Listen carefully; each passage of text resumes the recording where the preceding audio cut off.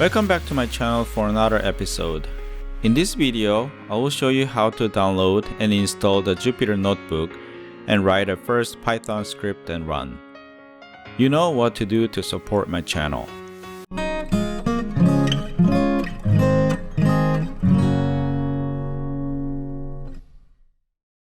To download and install Jupyter Notebook, I will use Anaconda since it is easy to install Python, as well as a few key modules for scientific computing such as NumPy, SciPy, Matplotlib, and Integrated Development Environment, IDE for short, with a single installation.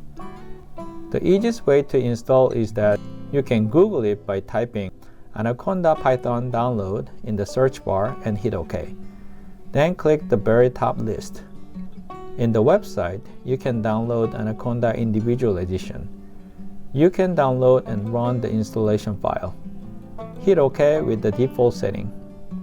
If successful, you should be able to see new icons in the Start menu. In Anaconda Navigator, you can see all the software installed in your computer. we will click Jupyter Notebook icon to launch. Or you can go to the Start menu to launch Jupyter Notebook. When you launch the Jupyter Notebook, you can see the window file explorer looking website showing all the folders and files in the current working directory. In my current working directory, I do not have anything, so it's pretty much empty. It may be different from yours. To begin, you can click New and click Python 3 under the notebook. You can see the new Jupyter Notebook.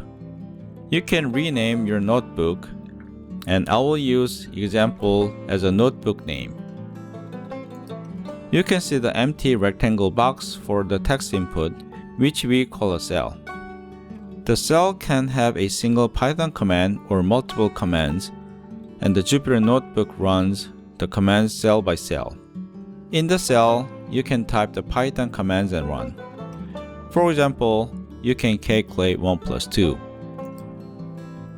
To run this mathematical expression, you can click the Run icon on top, or you can hit Shift-Enter to see the result, which is 3. Probably you already noticed that Jupyter Notebook automatically creates a variable out to save the information. Out stands for output, and it displays a red color with a certain number with the square brackets. The number is an index, which is kind of position that the output saved under out variable. Out1 stands for the first set of the data in the variable out. To pull up the data saved under out1, you can simply type out1 in the cell. You can create your own variables. The variable is a virtual storage space for numeric or text information. You can simply come up with the variable name followed by the equal sign and expressions. For example, you can assign 1 on the variable a by typing a equals 1.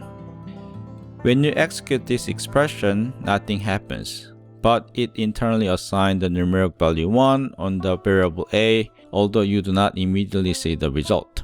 To see the value of the variable a, you can use a built-in function print a. Now you can see the numeric value 1. You can also create a variable text for hello world using single quotation marks and print using print text. Now you can see the hello words. You can also use a mathematical expression to assign a numeric value. For example, I will assign 1 plus 2 on the variable a by using a equals 1 plus 2 and print a to see 3. Perhaps you already noticed that the existing number 1 is replaced by new number 3. If you reuse the existing variable name, the previous information is gone. You can also use the existing variable to create a new variable b. For example, you can type b equals a plus 1 followed by print b to see the numeric number 4, which is 3 plus 1. Basically, the variable a is replaced by the numeric number 3, and the new variable b is created. There are a couple of useful built-in functions. First, you can use input function to request a user input. The input function displays the text given in the input function, and the received input will be saved in the variable. You can simply type num equals input, enter a number, followed by print you entered plus num.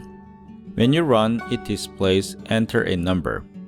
You can type any number you want, and I will enter 3, followed by the enter. You can see you entered 3. You can use built-in function ABS to calculate the absolute value of the certain number. When you type ABS -1, you can see 1 for the result. This is the absolute value of -1. To find detailed information of given built-in function, you can use help followed by the built-in function name. For example, if you want to learn more about the ABS function, type help ABS. You can see the functionality and syntax.